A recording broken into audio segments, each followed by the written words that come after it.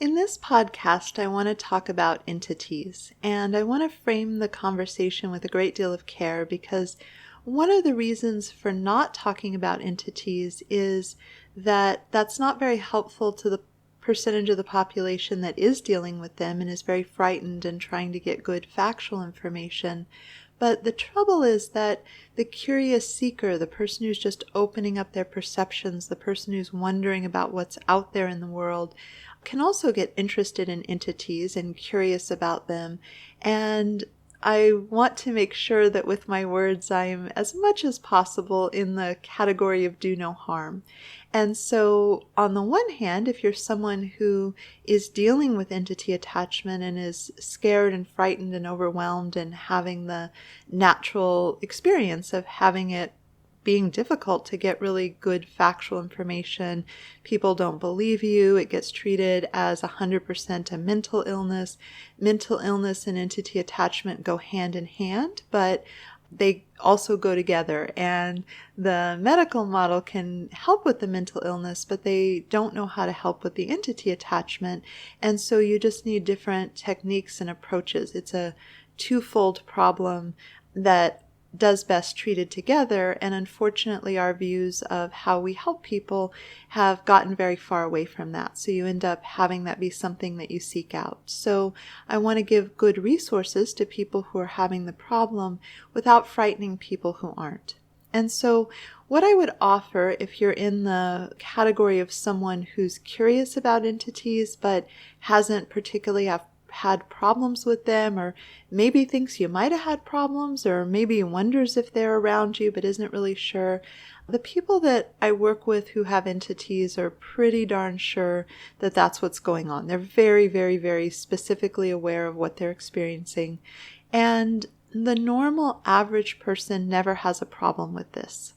So you could think of some obscure joint that someone injured or was hurt, or a medical condition that a friend tells you they have but that you've never heard of.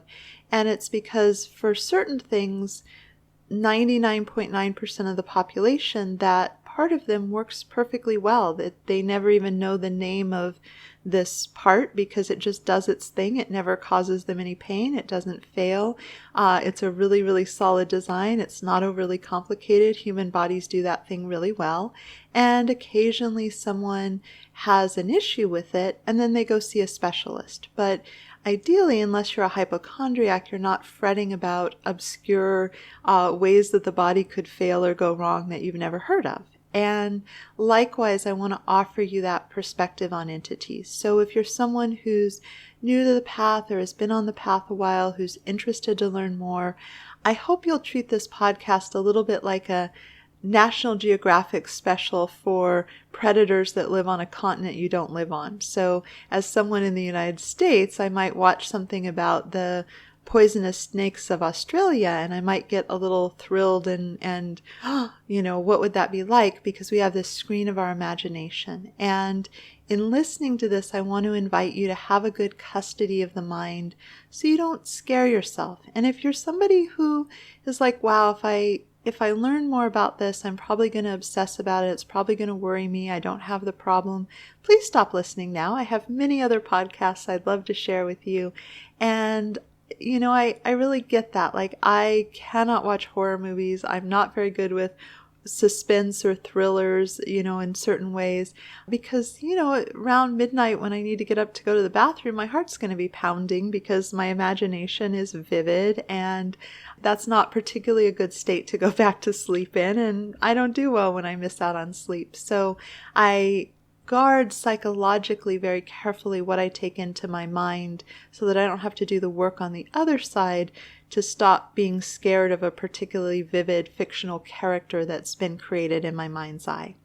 And again, normal course of the human life, entities just aren't a big deal. They are for some people. I'm going to go into much more detail about why that happens and what comes up with that. But I just want to emphasize, don't frighten yourself and don't focus on this to the point that you tune into them and start finding them and start calling them in. If you're embarking on a shamanic or a psychic path, you really want to be looking for your guides and your angels and your spiritual mentors and teachers and learning to tune in and hear their wisdom. You don't want to tune into things that aren't in bodies that are not on the side of your good. Many of them don't even care about humans, but you don't want to be using your psychic perception to then seek out things that you don't want to interact with, because it's sort of like tapping them on the shoulder potentially. So hopefully this gives you some context for how to listen. Now, if you're somebody who's suffering from entity attachment, I'm so sorry that you're going through this. I've talked to a lot of people in the 20 years I've been in practice, and it's a stressful, terrifying, awful thing. And it's particularly horrible in a modern world that doesn't believe in such things, because you are not heard and you're disbelieved, and it's hard to find quality information. And there are people who will potentially part you from a great deal of money without getting results, because what I've found is to be rid of entities, there's work that can be done from the outside, clearing you, but there's also an inside job of strengthening your energetic system. So it can be confusing and painful and psychologically harrowing. And if you didn't have mental illness before, certainly you can start to exhibit signs of it as a result of the incredibly stressful way this impacts people. And I want to offer that just to really acknowledge that what you're going through is real and deeply impactful and quite miserable, to be honest. And I hope that if this is something that you're not dealing with, this will give you more empathy and compassion for people who are, because it can be easy to dismiss this, especially because at the point that people are talking about it, there's often a level of desperation and intensity about not being able to regulate in the same way. So a person at the emergency room might never raise their voice, but if they're in pain and trauma and fear, they may not be as socially adept a version of themselves as they would be on a normal day. And so there's a lot of stress and pain that happens. And I just want to really acknowledge that before I go forward and I talk about this. And I hope that in this podcast I can provide you with a bit of a map for how to address the situation. There are lots of different kinds of entities, but the vast majority of them are not very powerful, but they're super annoying. And so you could think of it like having an ant invasion, which is impactful. They'll get into your food, they'll spoil things, they'll be obnoxious to have in your house, or, maybe you have a flea infestation. Back in the day when they came out with Advantage, it worked marvelously, but we've bred more resistant fleas as a result of all the ones that got killed with Advantage. And so in the modern era, it can be a little bit more of a game if you have a pet that goes inside and out, that keeping them free of fleas. And once they get into the carpet, it's a really big pain in the ass to get rid of them. And they bite, and it's unpleasant, and it's impactful, and nobody likes it. And in shoring up your entity-free experience, getting rid of entities and keeping them gone, you want to look at it two different ways. You want to have an auric field that is impervious to entities. So if we were playing forward the analogy of bitey bugs, if you put on repellent, times when I've been resolving a flea problem, because my kitty cat got fleas from the dogs outside, I tracked them into the house. They were in the house. I was getting bit. I didn't like it. I'm super whiny when I get a bug bite. So I made up a mixture of essential oils that were good for my skin, and I sprayed it on my legs and my arms, and that deterred them from biting me, while I could get the cat flea treated and the house flea treated and all of that. And there is a lot of work that goes into getting rid of entities once it's become impactful. So I'm not going to mislead you and say, oh, this is like a one and done. It's a super easy thing. But just as modern humans with a normal amount of resources are extremely capable of resolving a pest infestation, it is totally possible and very available to resolve an entity infestation. And I'm going to kind of walk you through that. And there's that two lines of defense. So one of them is having an auric field that will very, very effectively keep them out of your field. Keep them from being able to bite you and poke you, that will turn entities away. And that's one level. And having your home space be protected and warded so that when you're tired in your home, you only have to keep all the entities out of your house. Like if we had to deal with all the ants in the world or all the mosquitoes in the world or all the fleas in the world, that would be pretty impossible. But we really just want to guard our homes and our pets and ourselves. And if we protect our home and we make it a space that these pests can't come into, you're in a house, you have really good screens, you can come inside and not have to worry about mosquitoes, and then you don't have to put on bug repellent and all these kind of things. You can rest and relax in your home space. And then, when you go out into the world, you want to have a strong enough auric field that nothing is able to attach. You want to walk with the right protections. And the trouble is, it's not that these things are super hard or very, very complicated, but we don't get trained in them. We don't have this body of knowledge readily available.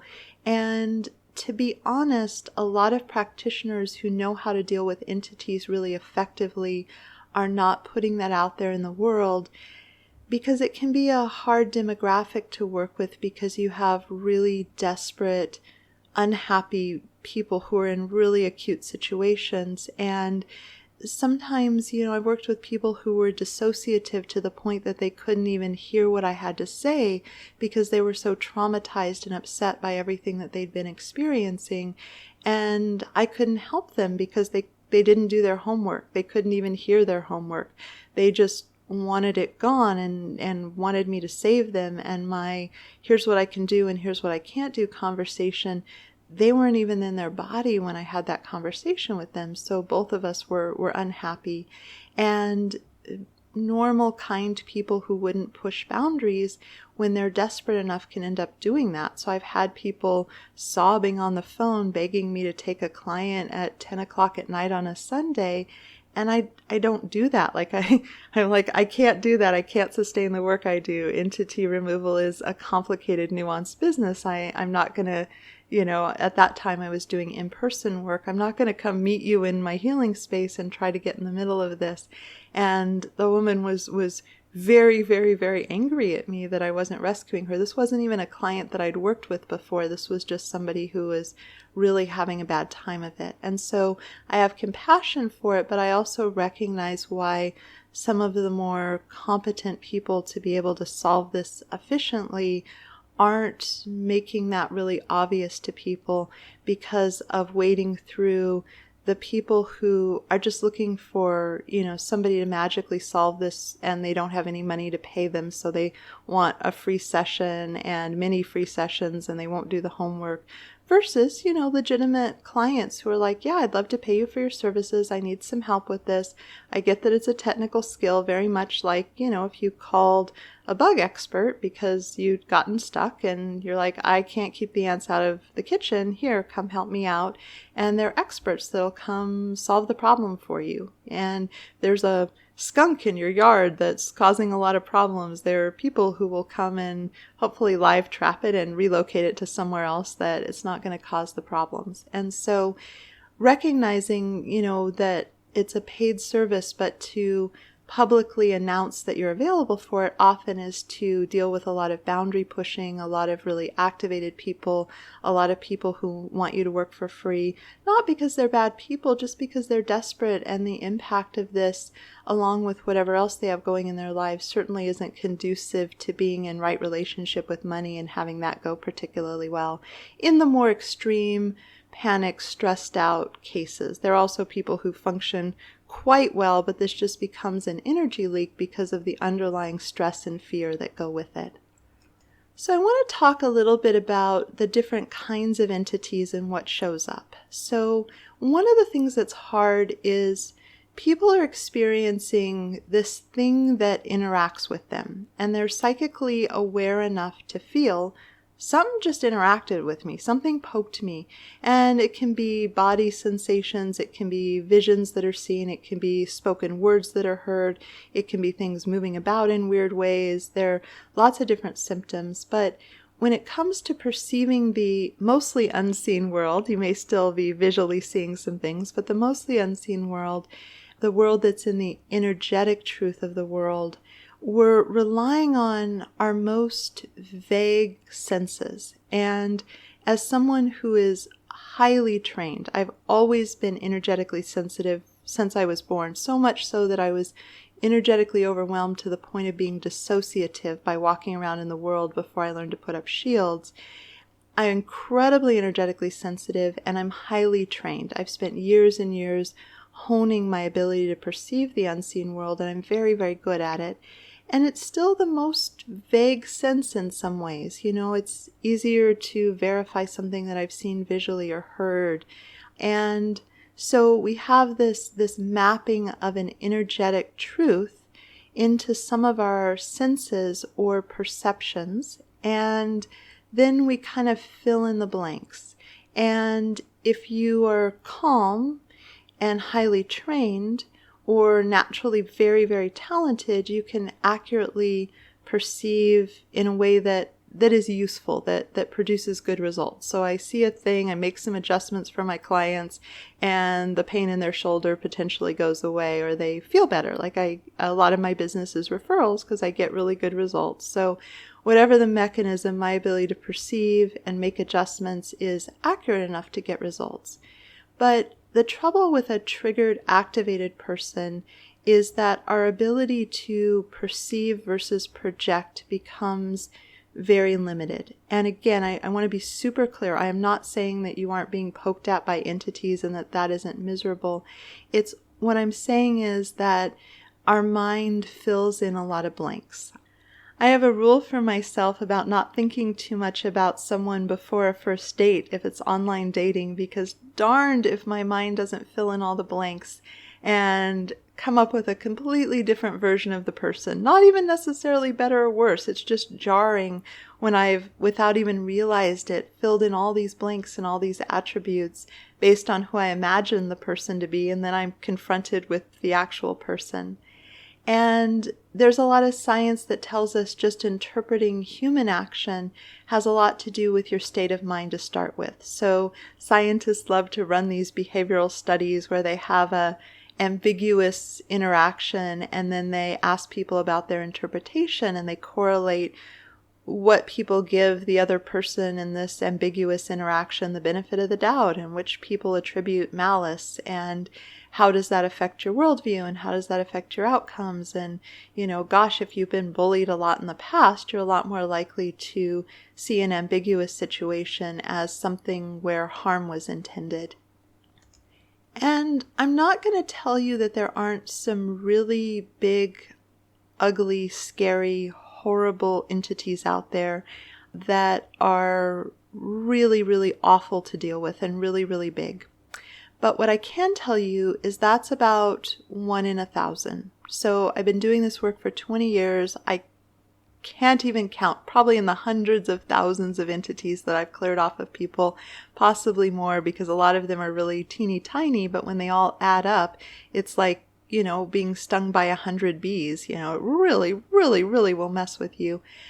But there are very, very, very few things that are huge and terrible and evil and harmful and massive and powerful. But the percentage of my clients who are very distressed with this problem, who perceive the things attached to them in this way, is very, very high. So 90% of the clients that come to me with an entity problem think they have something dark and terrible and demonic and awful attached to them. And very, very few of them are correct about the intensity of and how big the thing is.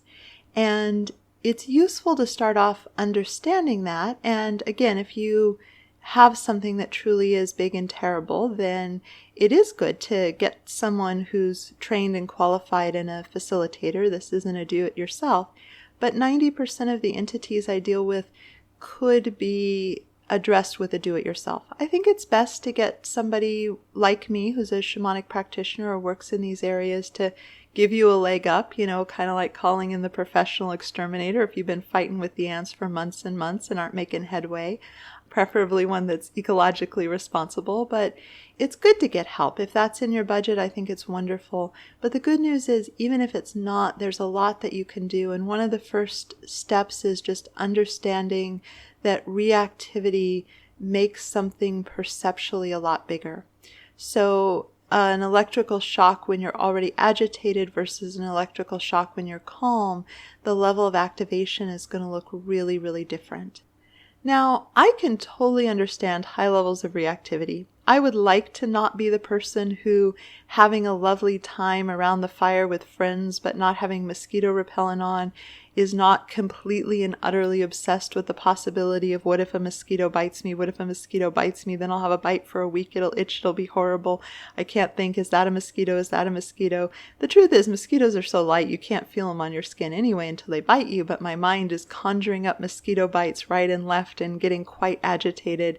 And I find that really annoying because if I've made the choice to hang with my friends and decided it wasn't actionable to go hunt down bug repellent or go away, I'd like my mind to just chillax and deal with the fact that I might get a few mosquito bites.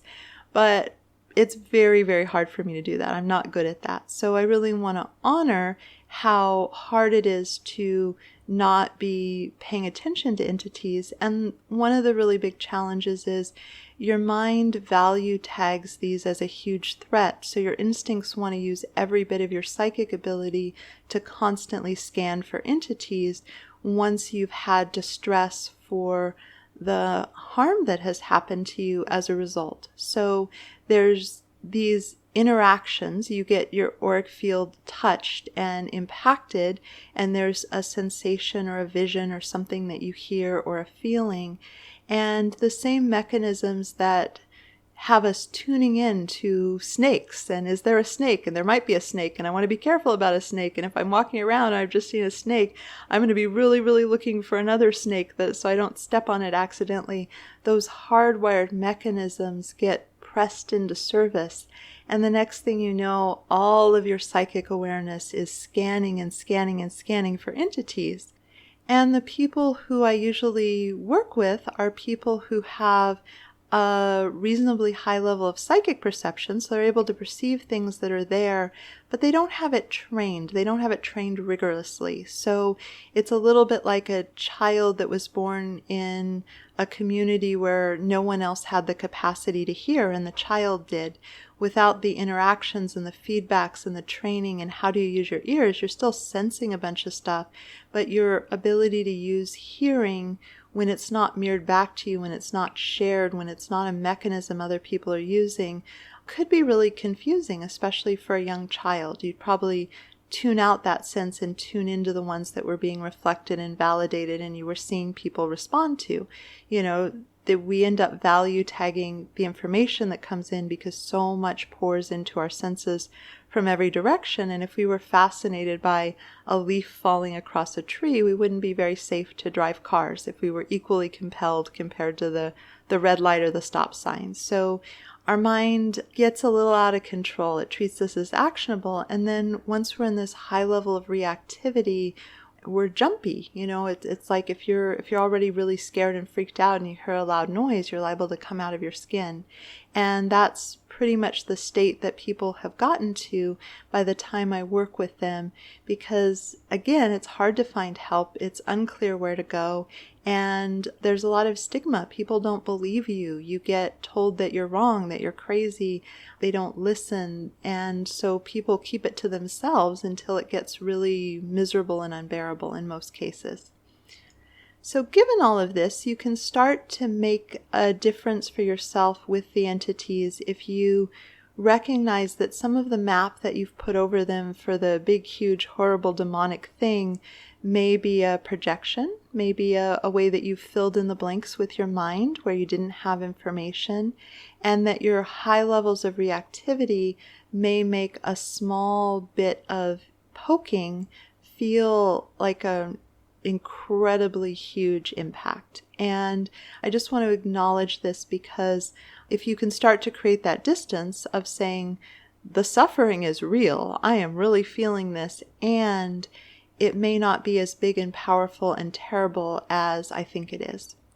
And there's a lot of entities that it's not coincidental that I use the mosquito analogy, because they're just things that feed off of big energy that comes out of humans. And if you're terrified of entities and super reactive, you're going to be pouring out lots of energy that things can feed on. They're like, oh, here's a lot of energy. This is interesting. And there's some entities that don't even know that they're doing us harm. You know, it's a grim fate if you're a roly-poly bug and a small child finds you, because they will poke and poke and poke at you for the fascination of seeing the roly-poly bug curl up in a ball. It's very interesting. Not very pleasant for the bug. The bug has no idea that it's being poked over and over again, but not actually with any malice intention. It's not, the child isn't trying to harm the bug. The child's just exploring their world. And so they're entities that poke at us because we react in such big ways. And they're like, wow, that's super interesting. Hey, look at what the interaction of my energy with this energy here produces, all this really big light show. That's really interesting. And they're things that just feed on our distress and pain and unpleasant feelings. You know, when we're in a really dark space, there's stuff that just feeds on that. There's a lot of energy that comes off of heavy human emotion. And just like mosquitoes think our blood is delicious, fleas think our blood is delicious, there's certain entities that are unpleasant and we want to keep away from us, that think our fear and trauma is interesting. And they're just these like little tiny parasites, but when you're in the middle of a whole cloud of them, it becomes really impactful. Sometimes I deal with entities who are kind of like the person behaving badly at the zoo. So all the signs say, don't tap on the glass, that's not cool, don't tease the animals, don't throw things at the animals. And I'm sure that every day in zoos across the world, people are being expelled from the zoo because they couldn't not tap on the glass to try to get the tiger's attention. And that's adding stress. And it's not okay. You're not supposed to do that, but it doesn't mean that people don't behave badly all the time, break the rules. And likewise, there are these rules and agreements that say humans are supposed to get to do their thing. They're not supposed to be poked at by beings from other worlds that are being tourists, that are looking in on what's going on. And sometimes they just behave badly. And so this is one of those things where it's better to have someone work on your behalf, but it's basically just a matter when I'm doing the work of calling in others of its kind to say, hey, it's not playing nice at the zoo, take it away. And so that's a category. There are also times when our collective evolution has us flailing around with our energy. So humans are unfortunately not trained in being energetically responsible, and panicked people with a lot of psychic ability can create rips and tears and a lot of energetic mess. And if you're listening to this, I imagine there's a good chance you're energetically sensitive.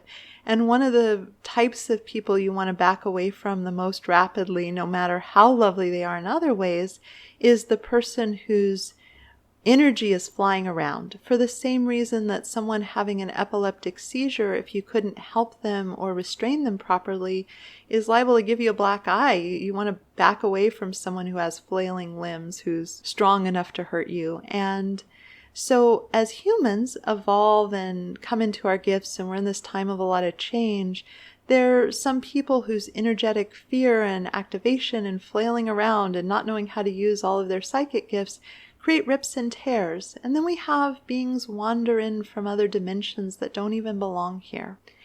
And incidentally, we're doing that to other dimensions as well. They just seem to know how to deal with it a little better than humans, because humans are wearing the veils of separation that mute the unseen world so we can be effective in a moment in space and time in the physical world.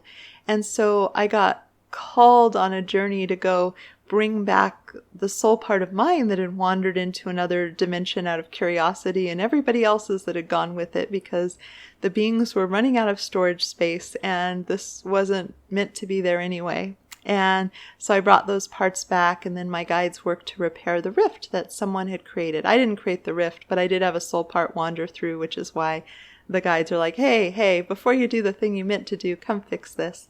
And similarly, we can end up with beings that just aren't bound by our karma. They bump into us. They don't know what they're doing. They literally have no idea. They're not part of our natural order. And with those, the star beings are really good for helping them to go back where they belong.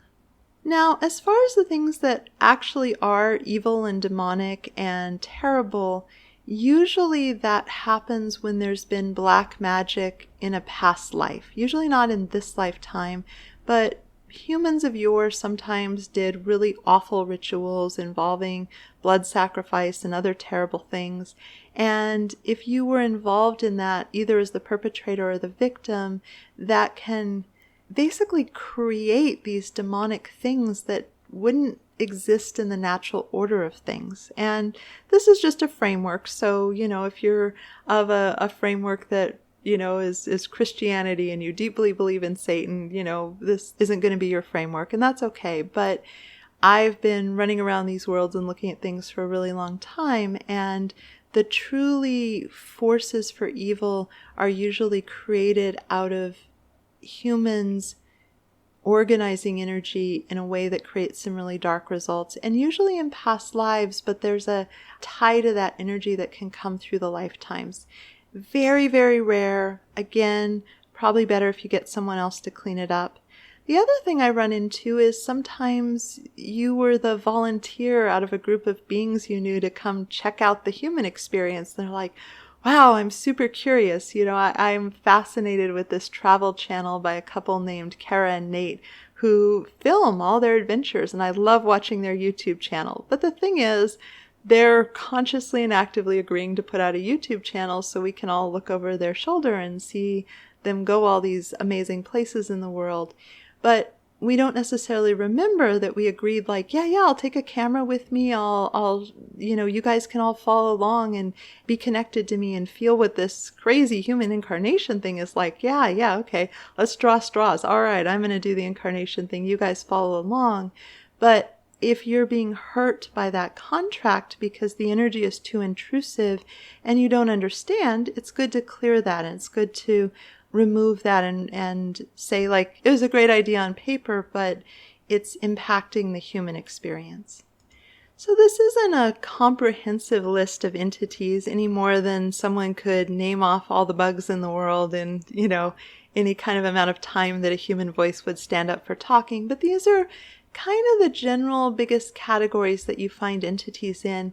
And part of why I want to give you this is because if you're frightened and terrified and being hurt and being traumatized by this experience, the thing that you're going to visualize is probably going to be the most terrifying image or idea that you've ever heard of or seen or have access to. Your mind will map it into something really big and really awful and really evil and really malicious and really out to get you and hurt you. And this is a really normal psychological response. So don't beat yourself up for it, but I'm hoping that by giving you these other options, one of the things that those of us who are really exploring social justice and racial equity and all in this time, which I think is super, super important, are talking about as we begin to language this is the difference between intention and impact. So someone who's been harmed by a behavior can say, the impact on me was this.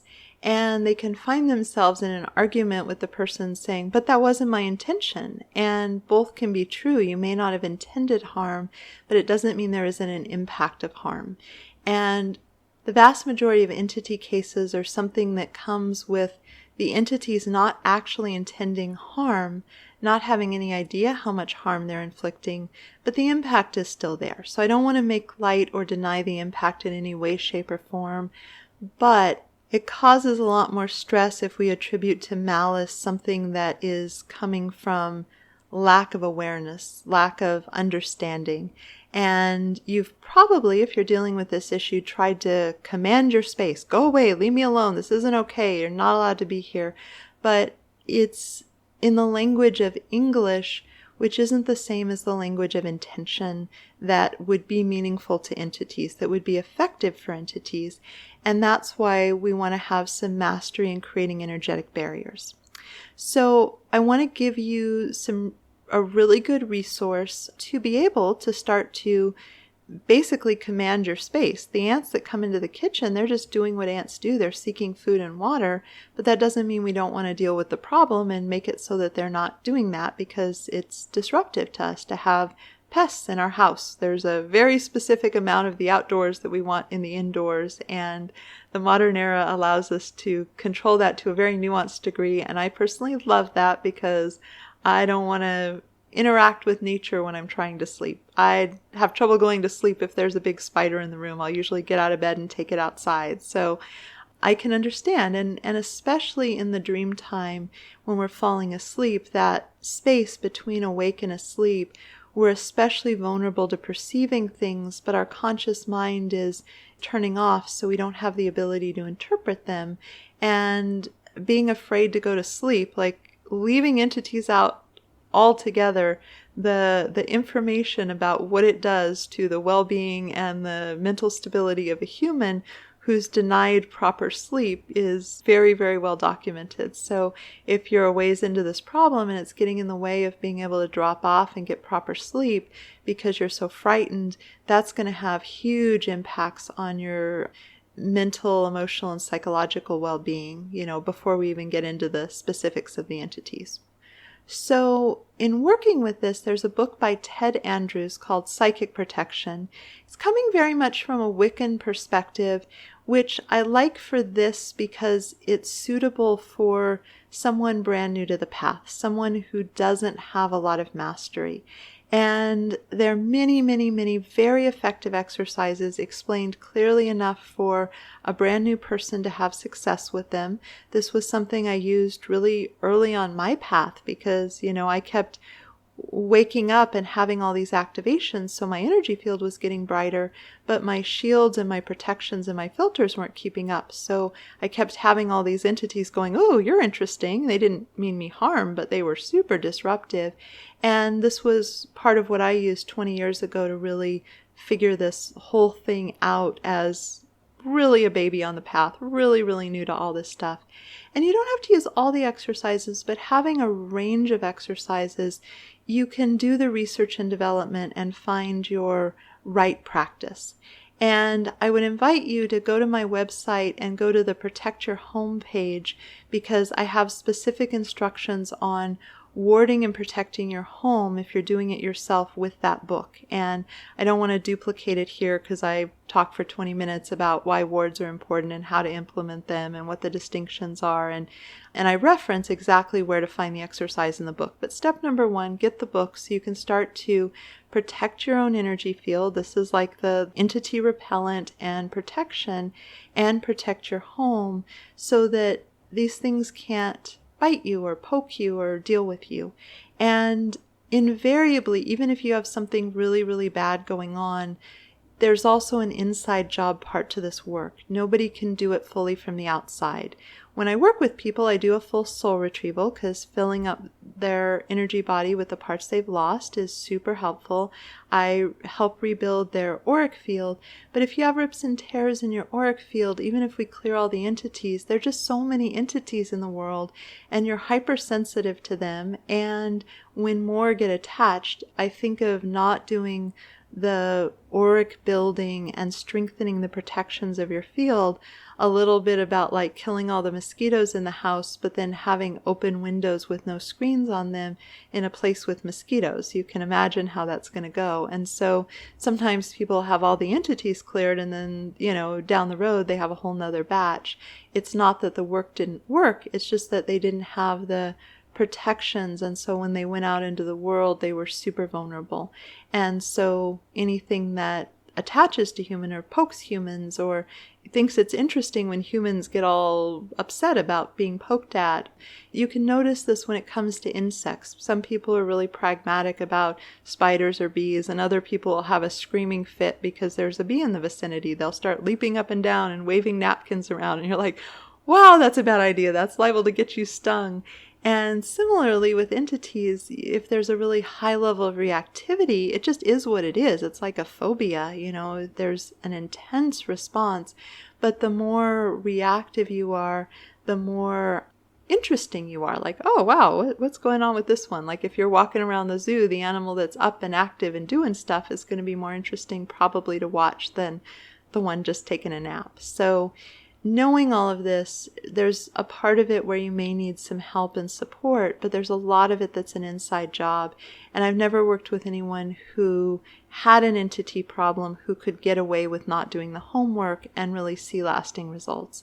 And so I would invite you to get going on this right away if this is something that's troubling you, because you're starting to learn in a really pragmatic way. Like if you have ants in the kitchen, it's really easy to do a Google search, or fleas in your house. How do people deal with fleas? And you'll come up with a number of very effective options and some options that probably aren't so effective or don't work. But next steps are laid out. You can pick from the steps that are available.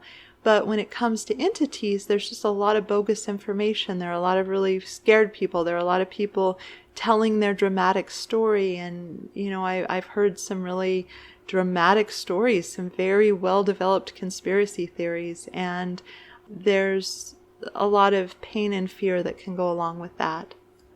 I know this is turning into an epically long podcast, but I just want to add in a little bit about why on earth am I dealing with entities when someone else isn't? And they're just some really basic reasons. One of them is just energetic sensitivity. You have a high permeability to your energy field, and that's just kind of the nature of what you may have been born with. So people who are energetically sensitive are going to see and perceive and feel a lot more. It's kind of like if you had laser vision and could see every spider in your house. Most of us have a number of spiders in our house, but we don't see them and we don't worry about them. Whereas if you were keenly aware and better able to perceive, everything that was out there, you might be a little more distressed by it. So sometimes it's just pure sensitivity. You happen to have gifts, and in the modern society, instead of getting taken and trained in how to use those, because they're pretty nifty gifts, you undoubtedly have just been challenged by dealing with going to the grocery store and being trapped in public school. And when people are emotionally unregulated, it's hard to be energetically sensitive if you don't have the proper training. And again, the Ted Andrews book will really get you there for energetic sensitivity as well as protection for entities. It's a marvelous thing for an energetically sensitive person. Drugs absolutely will contribute. Hallucinogens take down the natural barrier between seeing the unseen world. So I've had a number of clients who had no problem with entities, did ayahuasca, and then had massive problems with entities that were debilitating. And so, before you do peyote or mushrooms or ayahuasca or those kind of things, just know it's not a common result, but there's a high potential for that. Also, alcohol breaks down the auric field. If you've done these things, no worries, but you may want to check out my podcast on restoring your energy body if drugs have been part of your journey. There's a pragmatic way to do that. But if you're suffering from this problem and you're self-medicating with something to numb the intensity of it, you may be in a catch-22 where it's breaking down your energy field, so you're more vulnerable to entity attachment even as it numbs out the intensity of it. So that's just something to be aware of. Trauma history can do it. That'll damage the auric field. That's where something like a soul retrieval is really, really good medicine, or any kind of healing.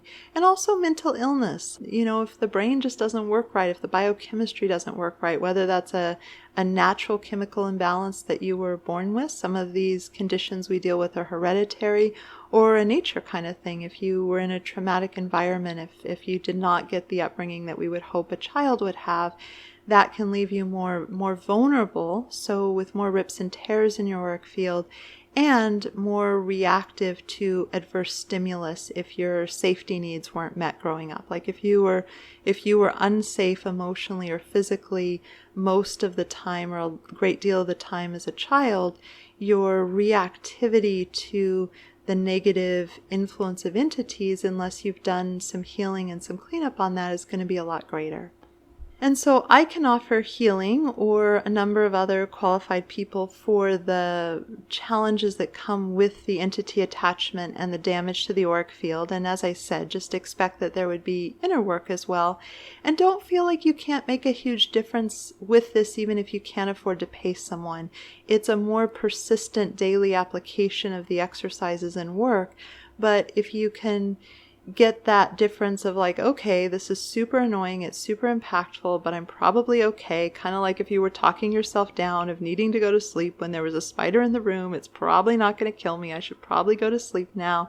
And having some custody of the mind, doing your best to take your psychic perception off of the entities so you're not watching them, and then doing the Ted Andrews exercises, doing things that build your energy field like Qigong, you can make enormous headway. This can be really effective. And you may need additional healing work, because if you have a psychological condition, treating that won't be a complete solution. But if you're schizophrenic, I could clear entities all day long and that would be helpful, but if you're not seeking other forms of treatment, it's going to be really hard to come to a balanced place. And so energetic work on this problem can be really incomplete if a piece of the problem is mental illness or trauma history or something that you're struggling with on the emotional and psychological level.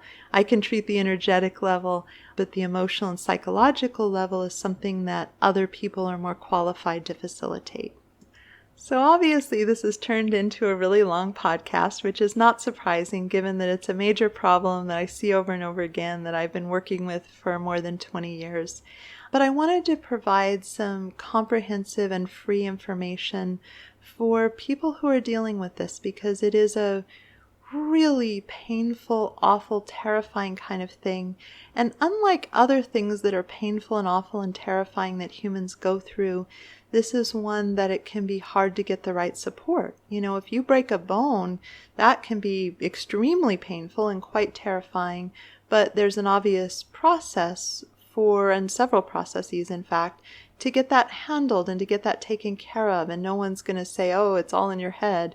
Ideally, there'll be an x-ray and they'll see what's wrong with it and they'll set it and they'll put it in a cast and it'll get taken care of. And unfortunately for this, because we live in a society that generally doesn't believe in the energetic side of things, denying it doesn't make it go away. And for a lot of people, they just never feel it. They're not sensitive. They're not tuned in on those levels.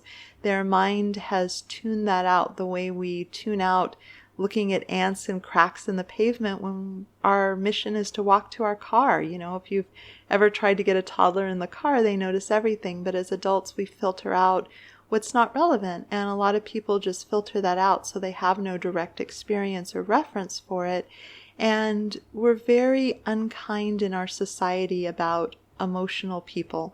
I would argue that there is not a lot of health and good, effective emotional intelligence among a lot of the population. And so your emotional reaction to a very real experience is often pathologized and made bad and wrong. So you're navigating all these different challenges and getting very real help. So that's why I wanted to offer this podcast to help you to have, I think, a better map for how to navigate this, for what's going on. And I hope that it really helps you. I know that this isn't as comprehensive as it could be.